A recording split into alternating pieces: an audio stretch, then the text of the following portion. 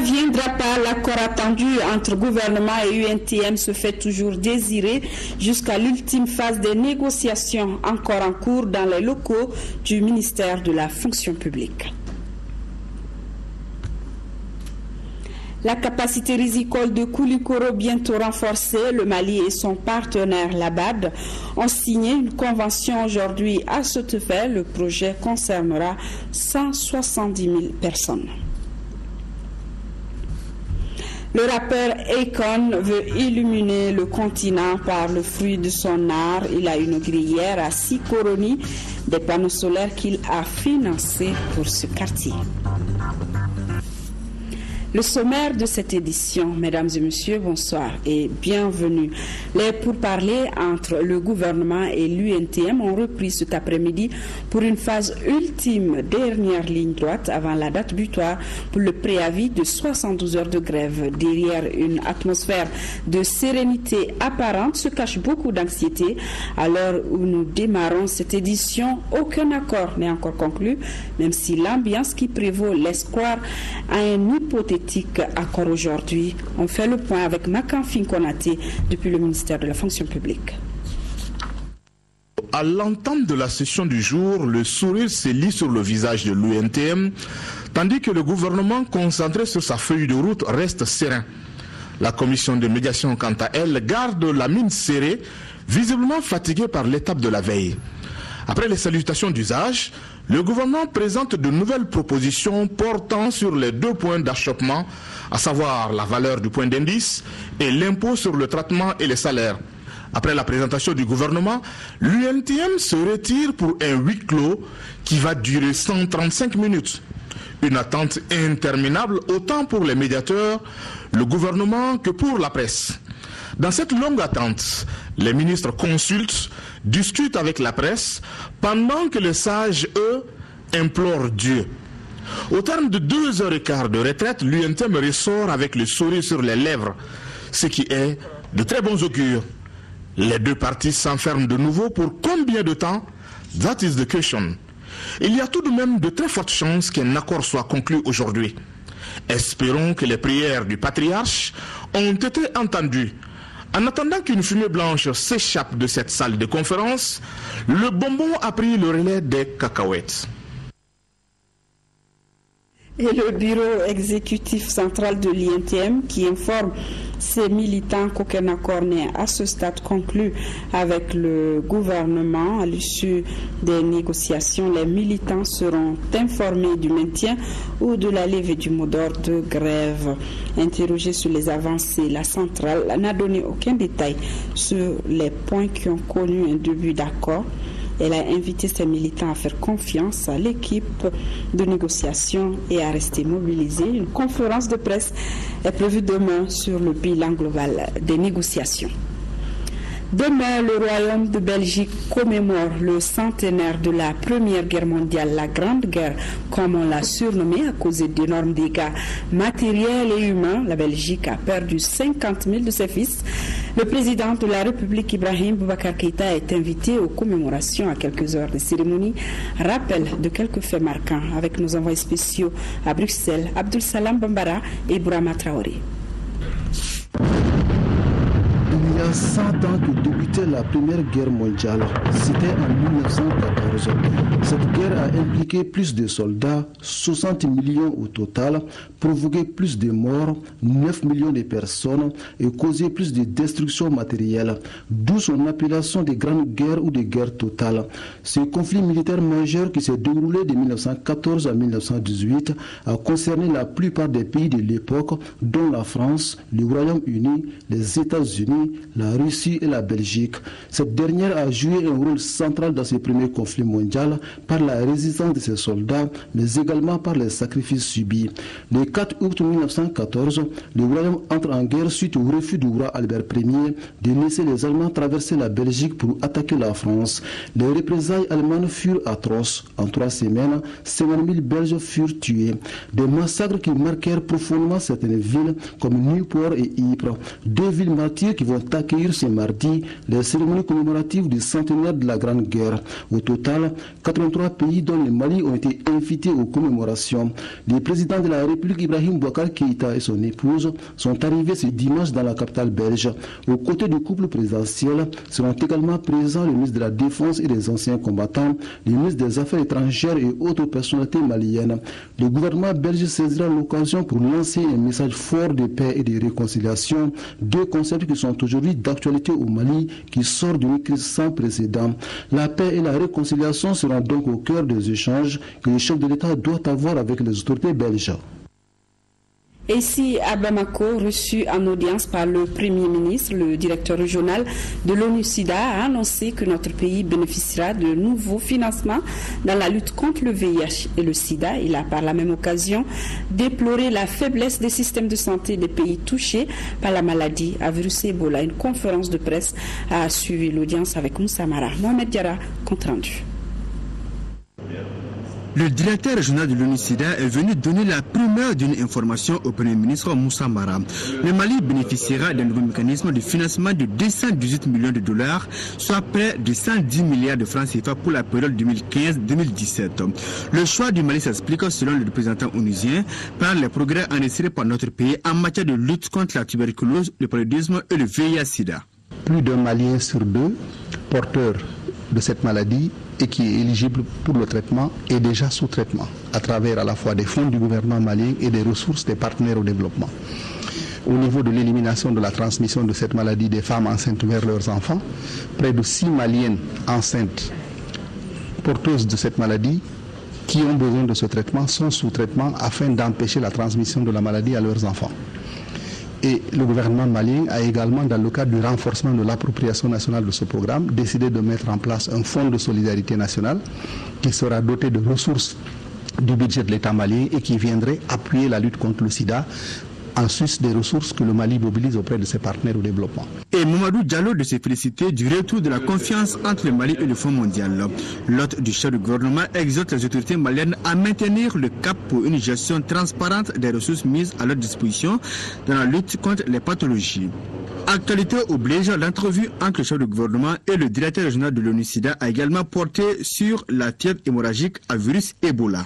Et si cette épidémie est en train de progresser à ce rythme-là, c'est parce que les systèmes de santé n'ont pas eu la réaction adéquate pour pouvoir les maîtriser. Évidemment, il y a des efforts qui sont en train d'être faits, mais nous ne pouvons pas ne pas tenir compte de cette piqûre de rappel pour nous dire que peut-être le manque d'investissement soutenu dans les secteurs sociaux, en particulier dans la santé, au cours des dernières décennies, nous a amené à cette situation. Après la primature, le directeur régional de l'ONU-SIDA a rencontré les journalistes pour leur faire le point de sa mission au Mali. Le docteur Mamadou Diallo a sollicité l'implication et l'accompagnement des hommes des médias dans la riposte au VIH-SIDA et à la fièvre Ebola. Et justement, en parlant de cette épidémie à Kayes, des agents de santé et volontaires de la Croix-Rouge ont été formés à la prévention de la fièvre à virus Ebola et aussi des personnes mises en quarantaine. Ils ont eu des notions sur la recherche des personnes ayant eu contact avec la petite décédée et aussi sa grand-mère. Le compte rendu de Siaka Konati. La formation des agents de santé fait partie des actions prioritaires retenues par les autorités pour couper la chaîne de transmission de la fièvre Ebola. C'est la raison pour laquelle une série de formations a été organisée par l'équipe nationale et les services techniques de la région de Kayes. Ainsi, un premier groupe composé d'agents de l'hôpital régional, du centre de santé des références et de la Croix-Rouge a été formé non seulement à la prévention et au contrôle de la fièvre Ebola, mais aussi aux techniques de suivi des contacts. Nous faisons cette formation pour renforcer les capacités du personnel de la région de Kayes à détecter rapidement les contacts de la petite malade qui est malheureusement décédée, à l'effet de découvrir dès l'apparition des premiers signes de la maladie. La Croix-Rouge a elle aussi formé une trentaine de ses agents sur la prévention et la conduite à tenir devant un cas de la fièvre Ebola. Ces volontaires sont chargés de la mobilisation sociale, donc l'information et la sensibilisation de la population. On a dépêché rapidement une mission sur place pour venir former au moins 30 volontaires, d'abord par rapport à la mobilisation communautaire, pour pouvoir expliquer à la population qu'est-ce que c'est que cette maladie, comment on l'attrape, comment on peut se prévenir contre cette maladie. Un expert de l'Organisation mondiale de la santé était là aussi pour expliquer aux volontaires comment manipuler un cadavre en cas de décès. Les enterrements, comme partout au monde, sont des lieux et des moments où les gens se rassemblent. Et on sait que l'Ebola se transmet par contact, c'est-à-dire les gens se touchent la main, éventuellement vont toucher le mort, vont l'embrasser parfois dans certaines régions. Et il faut absolument expliquer aux gens que c'est ça qu'il ne faut pas faire, mais il ne s'agit pas bien sûr de les empêcher d'appliquer leur rituel. Comment porter et enlever les combinaisons de protection individuelle, comment utiliser les produits de désinfection, voilà entre autres modules dispensés aux participants dans la théorie et dans la pratique. Face à la menace que représente la maladie à virus Ebola, les spécialistes de la santé recommandent le respect des pratiques d'hygiène. Depuis la confirmation du premier cas de la maladie dans notre pays, beaucoup de nos concitoyens font recours aux moyens de prévention contre cette maladie, comme par exemple le lavage des mains au savon ou encore le gel antiseptique. Ce dernier est d'ailleurs très sollicité sur le marché. Mohamed Ould Mamouni a fait un tour dans la capitale. Compte rendu. Que ce soit dans les poches, dans les véhicules ou encore à l'entrée de certains services, le gel antiseptique est présentement le produit le plus prisé. Si nettoyer les mains avec ce désinfectant, la pratique devient de plus en plus une habitude chez bon nombre de nos citoyens. La menace Ebola est passée par là. Chaque fois, j'ai toujours le gel désinfectant dans ma voiture. J'en garde un dans ma poche. À chaque coup de main, je l'utilise. Ce gel fait désormais partie de mon quotidien. Il est mon compagnon inséparable. Je l'utilise au moins 3 fois par jour. Souvent, il m'arrive de faire des poignées de main, de serrer la main à des gens. C'est pas une stigmatisation, ce n'est rien d'autre. C'est pour non seulement me prémunir moi et prémunir aussi les gens à qui j'aurais donné la main. Dans certaines pharmacies de la place, il y a rupture de stock. Toute chose qui explique combien ce produit reste très sollicité sur le marché. Il y a beaucoup d'engouement autour de ces produits. Et d'ailleurs, je profite de ce micro pour dire au pouvoir public de prendre des dispositions par rapport à l'approvisionnement correct du pays en ce qui concerne ces produits. Parce que réellement, le produit, tellement que ça marche, ça commence même à manquer. Il faut faire énormément attention. Aujourd'hui, il y a beaucoup de produits qui circulent. Avec le cas de Caille, il y a vraiment une influence sur ces produits désinfectants. Les gens viennent demander à longueur de journée, nouvelle tendance. Et les gens commencent à avoir l'habitude des désinfectants. Le gel antibactérien est un produit chimique destiné à éliminer les microbes. Son usage peut prévenir beaucoup de maladies. L'avantage de ce désinfectant en gel, c'est que premièrement, il est d'utilisation très facile. Donc vous mettez sur la main, vous le frottez et automatiquement il sèche. Vous n'avez pas besoin de laver à la main au savon. Vous n'avez pas besoin de laver aussi directement vos mains parce que l'adhésion est automatique et ça permet d'éliminer tous les micro-organismes qui sont sur la peau. Que ce soit devant la menace d'une épidémie ou pas, les spécialistes nous recommandent d'utiliser quotidiennement les produits désinfectants. Car prévenir, c'est guérir. La Banque africaine de développement octroie 26 milliards de francs CFA au Mali. La somme va accroître la production rizicole annuelle de 10 000 tonnes et du coup améliorer la sécurité alimentaire et nutritionnelle pour 170 000 personnes dans la région de Koulikoro. La convention d'accord a été signée cet après-midi entre le gouvernement et la BAD Alpha Mega. Le projet de renforcement de la sécurité alimentaire et nutritionnelle dans la région de Koulikoro connaîtra une amélioration.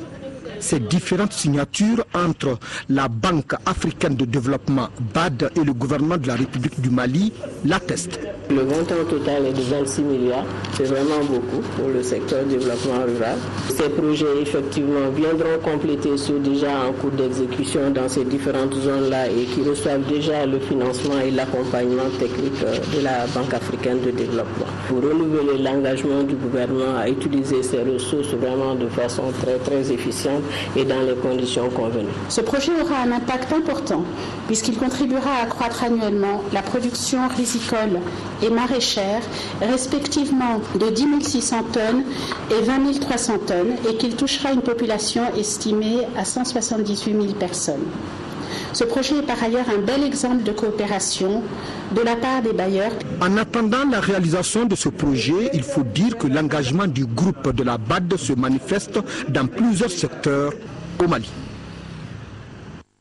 Et le Mali, qui conserve son siège au Conseil de l'Union internationale des télécommunications pour la région D, regroupant 17 pays africains, le long travail de lobbying du ministre Camara et de sa délégation a bien payé, car le Mali a brillamment relevé le défi en arrivant premier de son groupe de la région D, donc composé de 17 États africains, tous candidats pour 13 sièges à pourvoir avec 133 voix. Le Mali rempile pour 4 au Conseil de l'UIT, instance suprême de l'Union internationale des télécommunications.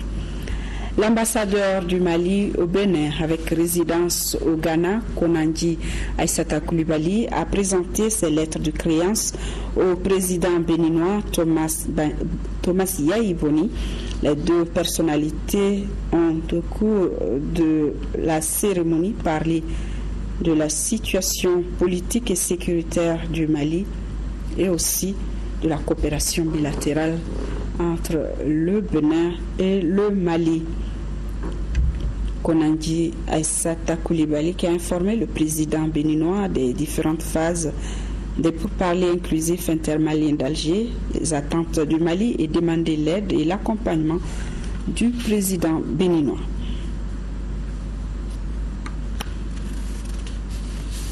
Le gouvernement de la République informe l'opinion publique nationale et internationale que les leaders des 3 groupes armés constituant la coordination des mouvements de l'Azawad ont tenu un meeting à Kidal le 23 octobre 2014 au cours duquel ils ont incité les populations à la haine et à la violence vis-à-vis de tous les autres Maliens. En qualifiant le Mali et les Maliens d'ennemis, ces mouvements, qui sont partie prenante aux négociations d'Alger, compromettent les efforts de la communauté internationale visant au rétablissement de la sécurité dans le nord du pays à la signature d'un accord de paix global et définitif. Le gouvernement de la République du Mali condamne fermement ces agissements malheureux qu'il juge contraires aux engagements pris par les responsables de ces 3 mouvements relatifs au respect de l'accord de cessez-le-feu et de la déclaration de cessation des hostilités.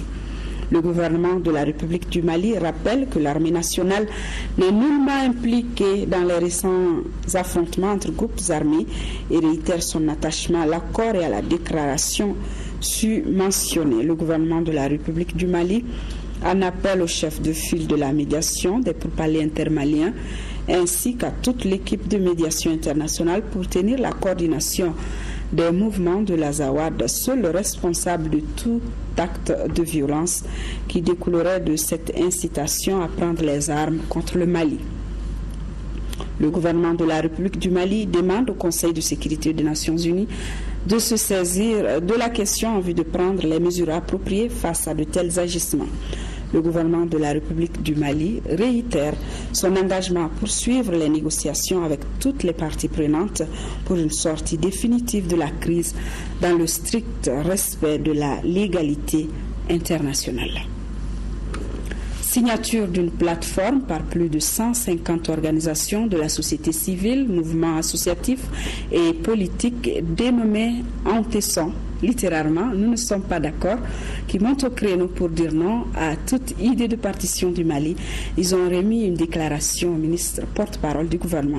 Compte rendu Boubacar Sissoko.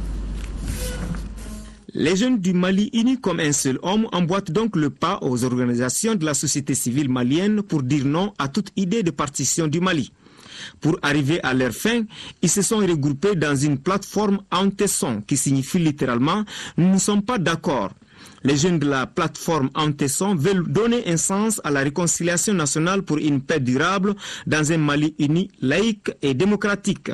Notre force en tant que nation, réside dans son unité, dans notre laïcité et dans notre capacité à transcender nos divergences conjoncturelles pour faire tout face ensemble à l'essentiel.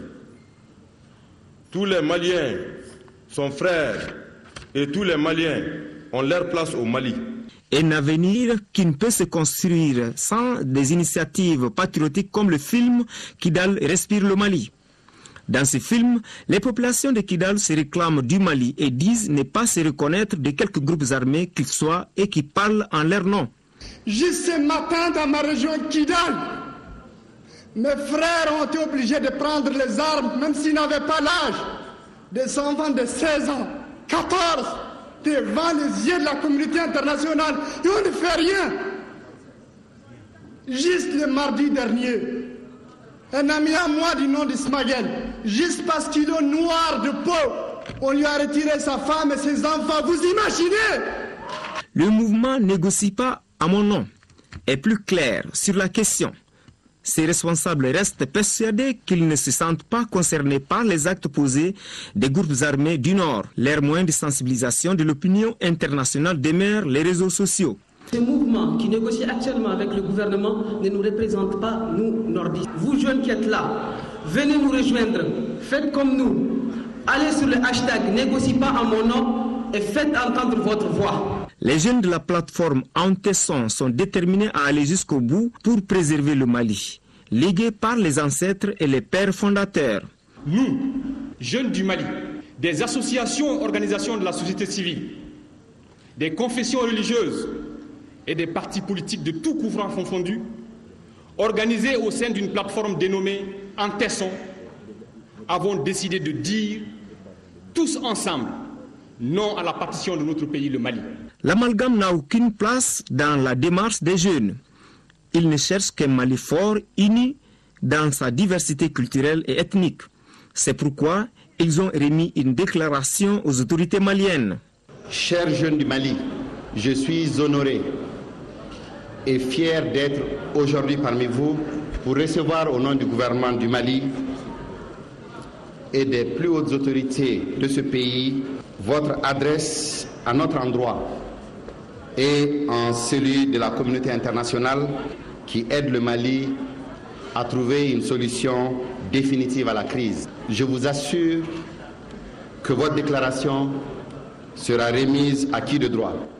Dans les jours à venir, la plateforme des jeunes du Mali, Antesson, tiendra des meetings de façon simultanée dans les régions et en Europe.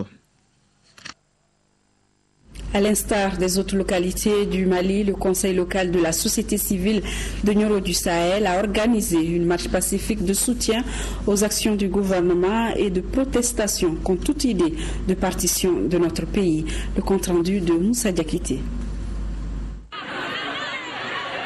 Ils étaient pour la circonstance plusieurs centaines de personnes, jeunes, femmes, fonctionnaires, représentants de la société civile à prendre part à cette grande marche. Nous l'avons organisé, c'est pour soutenir les actions du gouvernement dans le cadre des pourparlers d'Alger. Ce n'est que par la négociation seulement que nous pouvons sortir de cette impasse. Du terrain de la grande mosquée, les marcheurs se sont dirigés vers la place publique, puis le centre commercial, en brandissant des banderoles et en prononçant des slogans. Le Mali est un et indivisible, non à la partition du pays, non à l'autodétermination, non au fédéralisme, non à l'islamisation forcée, j'en passe. Ils se sont ensuite dirigés vers la préfecture, destination finale, où une motion fut remise au préfet du cercle. Je peux vous dire, c'est que les autorités de notre pays tiennent à l'indivisibilité de notre pays, à l'unicité de notre pays. Soyez sûrs que les émissaires de notre gouvernement sont en train de travailler dans l'intérêt supérieur de la nation malienne.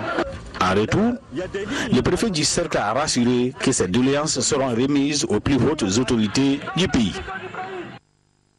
Et cette déclaration de l'association malienne des procureurs et poursuivants, rappelant son attachement à la déclaration de Bamako du 3 novembre 2000, marquant la profonde adhésion des États et gouvernements francophones à la démocratie et à l'état de droit, rappelant par ailleurs le contrôle comme moyen essentiel du développement institutionnel au service de la démocratie, de l'état de droit et de la bonne gouvernance, relevant que les sujets relatifs aux effectifs de la fonction publique, notamment ceux des agents émergents sur le budget d'État, alimentent des débats contradictoires, les chiffres donnés faisant objet de supputations persistantes, salue l'engagement du gouvernement à l'instauration de la transparence dans la gestion des affaires publiques, apprécie la pertinence des actions entreprises par le ministère en charge de la fonction publique qui, du reste, sont en conformité avec les directives et recommandations de l'Observatoire des fonctions publiques africaines.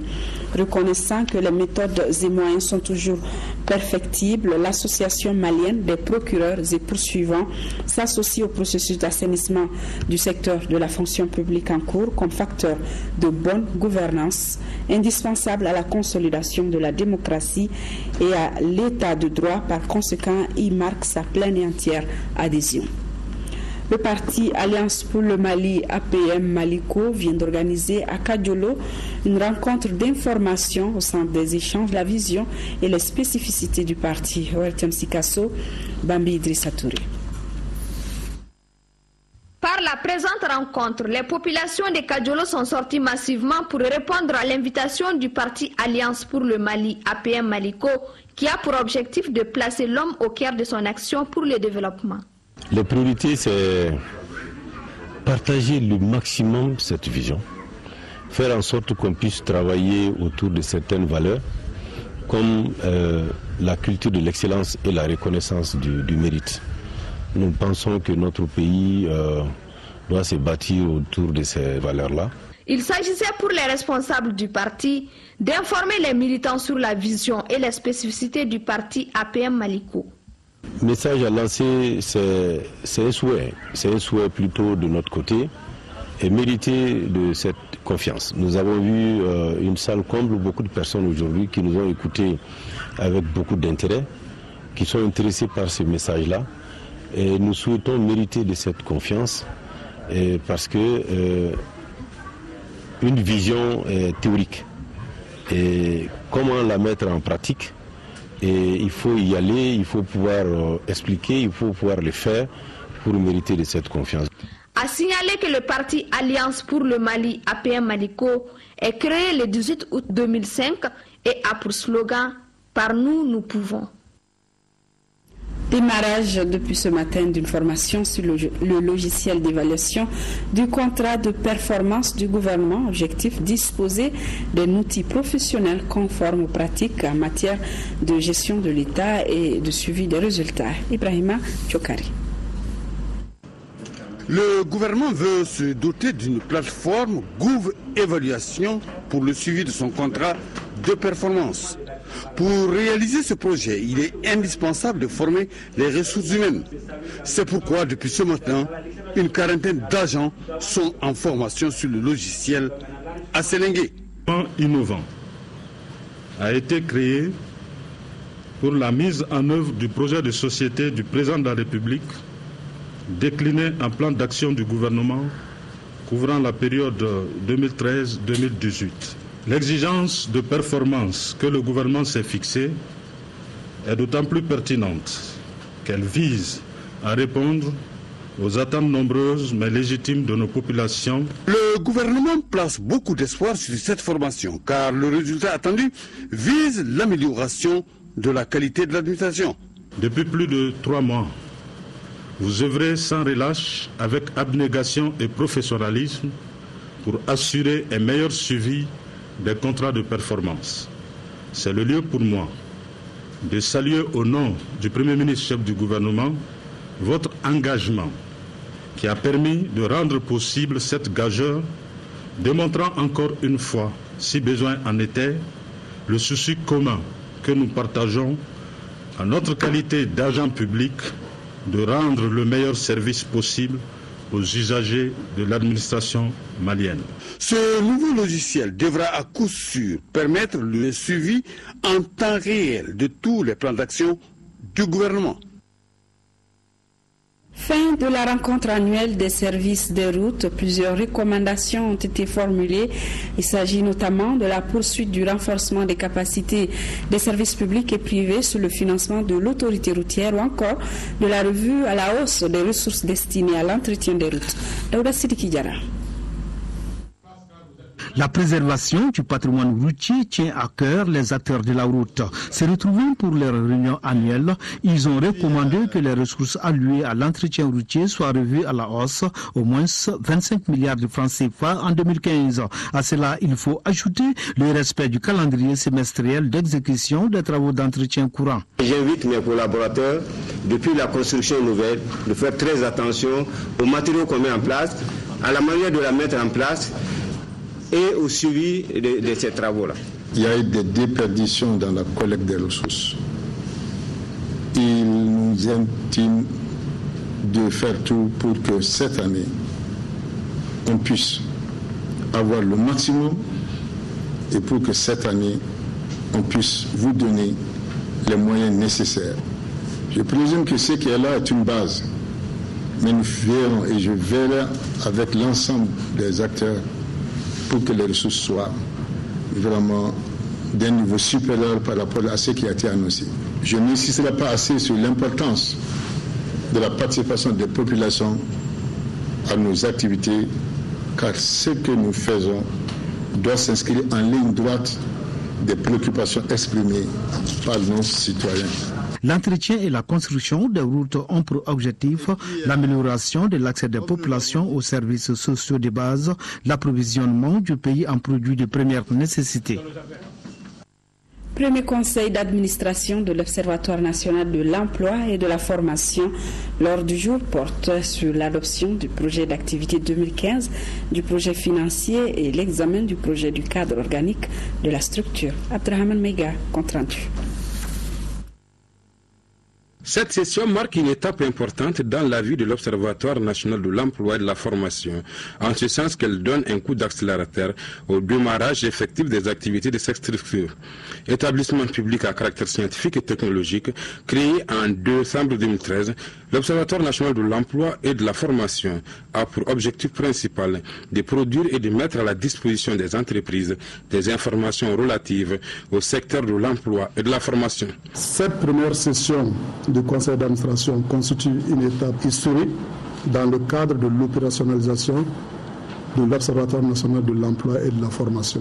Elle permettra de poser les jalons des activités qui seront réalisées, mais au-delà de cette opérationnalisation, l'ONEF est tenu d'être à la hauteur des espoirs des autorités et de l'ensemble des utilisateurs des informations statistiques. Pour permettre à cette jeune structure de répondre avec efficacité à ses obligations, ce conseil est une occasion pour les administrateurs de réfléchir et de donner un contenu au programme d'activité de 2015 de cet établissement. Ce programme d'un coût de 694 millions de francs CFA sera élargi d'un plan d'action pour les 5 ans à venir. Le plan stratégique sera élaboré en tenant compte des besoins des utilisateurs et des demandeurs d'informations sur le marché du travail. Donc une fois que ces besoins et ces besoins seront identifiés, donc on va intégrer toutes ces préoccupations dans le plan stratégique. En plus de ces actions prioritaires, l'Observatoire national de l'emploi et de la formation mettra en place des outils de diagnostic pour analyser les compétences des demandeurs d'emploi et de formation, tout en réalisant des enquêtes qui permettent à notre pays d'identifier l'évolution du marché du travail. L'artiste musicien sénégalo-américain Alioune Badara Thiam, alias Akon, a séjourné dans notre capitale dans le cadre de son projet Lighting Africa. Le projet a pour but de doter des villages de 14 pays africains d'électricité et de forage. Il a inauguré dans ce cadre des panneaux solaires et remis des kits solaires à Sikoroni, en commune 1 du district de Bamako. Le tout a été couronné par une conférence de presse au cours de laquelle Akon et son partenaire ADS Global Corporation ont expliqué les motivations de leur projet. Une journée suivie par Modibo Soare. C'est à bord d'un jet privé que la star du rap, le sénégalo-américain Akon, a foulé le sol malien en compagnie du patron des ADS Global Corporation, notre compatriote Samba Batili. Après un bref entretien avec la presse, l'artiste et sa suite ont pris la direction de Sikoroni où un accueil digne de son talent lui a été réservé par la population de ces quartiers populaires de Bamako. Rendez-vous phare de Akon dans notre capitale, l'inauguration de lampes solaires dans ces quartiers, d'où l'engouement de la jeunesse de se retrouver dans une ambiance festive à l'espace volontariat de Sikoroni pour fêter cette réalisation d'électrification de leur quartier. Mr. Akon, permettez-moi de vous exprimer au nom de la population de Sikoro et au mien propre toute notre profonde gratitude pour vos dons salutaires, humanitaires et qui contribuent à la vie éducative des jeunes, au développement social, économique et sécuritaire de la population de Sikoro. Au total, 18 lampadaires ont été installés à Sikoroni, une opération financée par l'artiste et ses partenaires à travers le projet baptisé Lighting Africa, lancé en février dernier regroupant 14 pays. Nous sommes mis ensemble au mois de décembre passé pour mettre en place cette initiative qui est Akon Lighting Africa, qui a pour but d'électrifier des zones rurales en Afrique. Nous avons commencé au mois de février avec 6 pays. Et le Mali faisait partie de ces 6 pays. Des sketchs de sensibilisation pour magnifier l'importance des lampes solaires dans le développement de la communauté, ainsi que des prestations musicales sur des sonorités et autres chansons de l'invité du jour ont marqué cette fête à Sikoroni.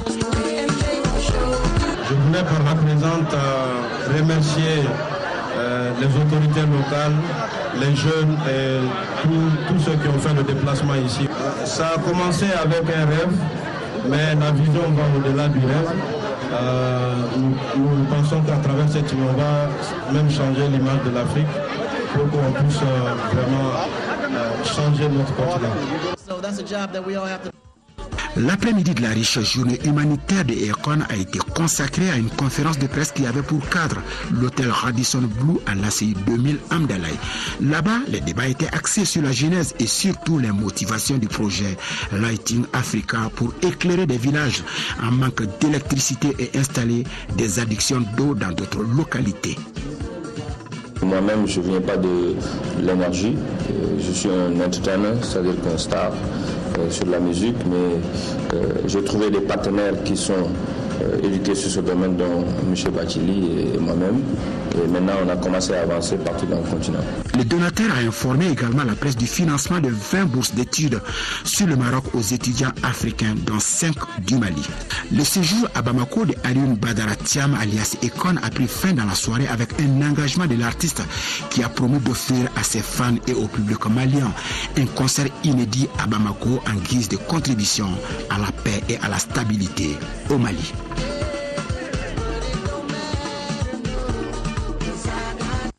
Membres de l'Assemblée parlementaire de l'OTAN en séjour dans notre pays ont visité la ferme de Amadou Sidibé à Samaya. Les visiteurs ont apprécié le champ et salué la coopération du Mali avec la Banque mondiale, une coopération qui est à renforcer selon les parlementaires. Mamadou Sidibé. La visite dans la serre multichapelle d'Amadou Sidibé a permis à la mission de l'Assemblée permanente de l'OTAN d'apprécier le projet. Un projet qui contribue à améliorer la filière agricole. Nous étions interrogés les gens de la Banque mondiale, nous avons parlé sur tous les sujets qui les intéressent, mais ils sont aussi intervenants dans le domaine agricole. Donc notre mission est également de voir si les fonds de la banque sont bien employés, et ils le sont. La culture sous serre au Mali est le fruit de la coopération du Mali avec la Banque mondiale à travers le programme de compétitivité et de diversification agricole PCDA. Je pense que selon ce que les visiteurs ont dit, ils estiment que les fonds sont investis à bon escient et c'est un plaisir pour moi aujourd'hui de recevoir cette mission et cet honneur va surtout au PCDA qui a su mettre en place avec la Banque mondiale un manuel de procédure conformément aux exigences souhaitées. Donc les parlementaires ont estimé que ces procédures sont respectées et surtout les résultats sont concrets et visibles sur le terrain. Le projet de serre multichapelle couvre un demi-hectare et produit 120 tonnes de tomates par an. Une production qui est largement en dessous des besoins de consommation de Bamako. L'ONG internationale Save the Children, dans sa mission d'assistance aux enfants nécessiteux, vient d'offrir un important lot de fournitures scolaires et de matériel didactique aux collectivités des cercles de Sikasso et Yorosso. Les dons seront repartis entre 37 écoles du Cap de Niena. ORTM Sikasso, Daouda Diakité. La présente donation en fournitures scolaires et matériel didactique à la commune de Niena est la suite d'une vaste opération de distribution engagée par l'ONG internationale Save the Children dans ses zones d'intervention. 264 écoles réparties dans une vingtaine de communes de Sikasso et Yorosso sont les heureuses bénéficiaires de cet appui qui aura coûté 87 millions de francs CFA. La vision de Save the Children, c'est un monde dans lequel l'enfant peut naître, grandir et puis se développer pour se transformer dans le capital humain dont le monde a besoin. L'initiative s'inscrit dans le cadre de la mise en œuvre du programme éducation en cours depuis 2008 qui vise l'amélioration de la performance scolaire des enfants nécessités. Investir dans l'école, c'est investir pour l'avenir. Et cela donne du sens aux actions que nous menons. Je voudrais donc souligner avec force que l'intervention de Save the Children est essentielle parce qu'elle renforce les capacités d'amélioration des apprentissages. En cela, elle s'inscrit parfaitement dans le programme du département visant à renforcer le système éducatif national en termes d'accès et de qualité de l'enseignement. Occasion pour le maire de la commune de Niena, Sina Mamourou Diallo, en recevant les matériels pour les 37 écoles de sa commune, de remercier le partenaire Save the Children, dont les actions sont légion à travers la région pour l'amélioration des conditions de vie des enfants. Et le conseiller aux affaires économiques et financières du gouverneur de la région de Sikasso, Amadou Diabaté, d'inviter les responsables scolaires à une utilisation efficiente des matériels au bénéfice réel de la performance scolaire des enfants. Jura Sikasso, formation et insertion des femmes et handicapées de Koumantou. Ces activités menées conjointement par le FAPA et l'ANPE visent à promouvoir l'emploi au sein des couches défavorisées. Compte rendu Fatoumata Diallo. Plusieurs activités étaient au menu de ce programme de formation et d'insertion socio-professionnelle des femmes et handicapés moteurs officiellement lancé à Koumantou. Il s'agit notamment de leur formation en teinture, aviculture, en technique de transformation du beurre de karité en savon et en confection de lits, chaises et tablettes. Des mobiliers dont le prix de vente est fixé à 35 000 francs pour le lit et 12 500 francs pour les chaises. Initié conjointement par le FAFPA, le Fonds d'appui à la formation professionnelle et à l'apprentissage, et l'Agence nationale pour l'emploi ANPE, la série de formations vise la promotion de l'emploi au sein de cette couche défavorisée. Nous avons la ferme conviction que les populations elles-mêmes se rendront compte comment il y a une politique, il y a des stratégies qui vont dans le sens de soutien indéfectible aux populations qui sont le plus dans le besoin. Les différents intervenants, dont Madame le sous-préfet de Koumantou, Traoré Virginie Traoré, pour qui l'handicap n'est pas synonyme de mendicité, ont tous apprécié la générosité du gouvernement, surtout en ce mois d'octobre, mois de la solidarité et de lutte contre l'exclusion. À travers ces actions de formation et insertion, ce sont au total 100 personnes, dont plus des 2/3 sont des femmes, qui apprendront des activités génératrices de revenus pour un coût total de 14 935 371 francs. La prestation des groupes folkloriques a rehaussé l'éclat de la cérémonie. Une cérémonie ponctuée par la visite du centre de l'association des handicapés moteurs. À Ségou, les responsables de l'ONG belge Île de Paix étaient dans la commune rurale de Benena, cercle de Tomignan. Objectif, constater de visu les résultats des activités financées par le dit projet. Kandesila. À Moukan, dans la commune rurale de Benena, cercle de Tomignan, c'est un périmètre maraîcher et un aménagement simplifié de 7,6 hectares de bas-fonds qui ont été réalisés dans le cadre du projet d'appui des cultures de rente, un projet initié par l'ONG belge Île de Paix en partenariat avec le secteur d'agriculture de Tomignan. En se rendant sur les sites, les initiateurs voulaient s'enquérir des résultats de ces activités. Au niveau du jardin, Des légumes comme la tomate restent disponibles en cette saison de pluie et au niveau du périmètre, le riz est à maturité. Ici, ils peuvent récolter 2 tonnes, voire 3 tonnes à l'hectare, ce qui est déjà très significatif. Notre rôle au niveau du secteur de l'agriculture, c'est apporter la technologie appropriée. Et cette technologie leur permet d'augmenter leur production. En donnant les premiers coups de faucille du périmètre, les autorités apprécient l'impact de l'intervention de l'ONG Île-de-Paix. Dans le temps, les bas-fonds que vous voyez étaient inexploités. Ces bas-fonds ne répondaient pas vraiment aux critères des céréales chasses. Les populations doivent mériter les actions de développement par leurs efforts. Et je suis sûr que Île-de-Paix voudrait bien accompagner encore ces populations. On note qu'au total, l'ONG intervient dans la commune de Bénénan au niveau de 15 villages. Dans ces villages, 7 périmètres ont été réalisés et plusieurs bas-fonds récupérés. Une occasion pour les bénéficiaires d'exprimer toute leur gratitude à ce partenariat qui aura permis d'améliorer le cadre de vie des populations. La voix du Caïman, du nouveau, donc dans vos kiosques, le gouverneur du district qui informe de l'apparition du premier numéro des magazines trimestriels.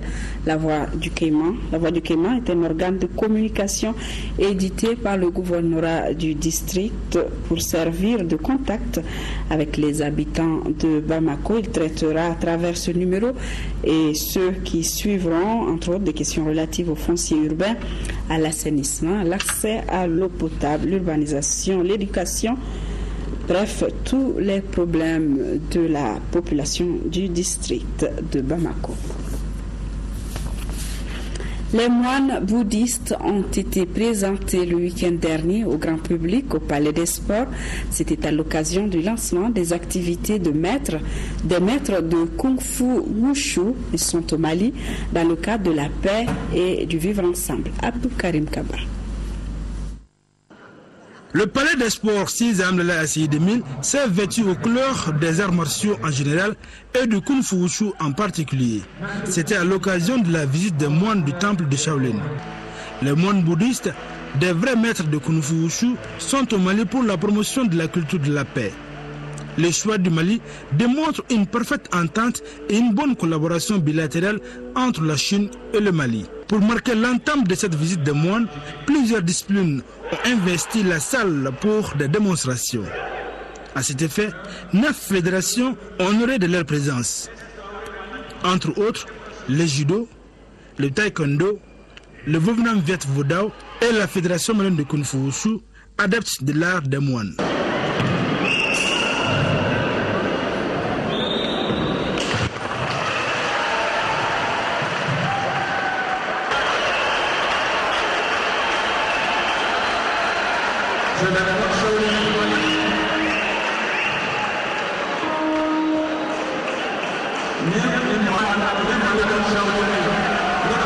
Après la projection sur l'histoire du temple et des moines, les hôtes du jour, 5 moines dont 2 Ivoiriens, ont été présentés.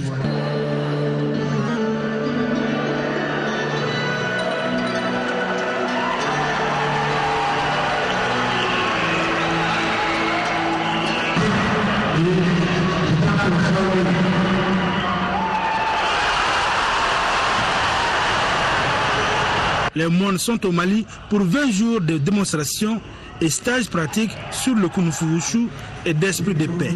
Leur séjour malien a été facilité grâce au partenariat entre l'UNESCO et la Fondation pour la paix mondiale.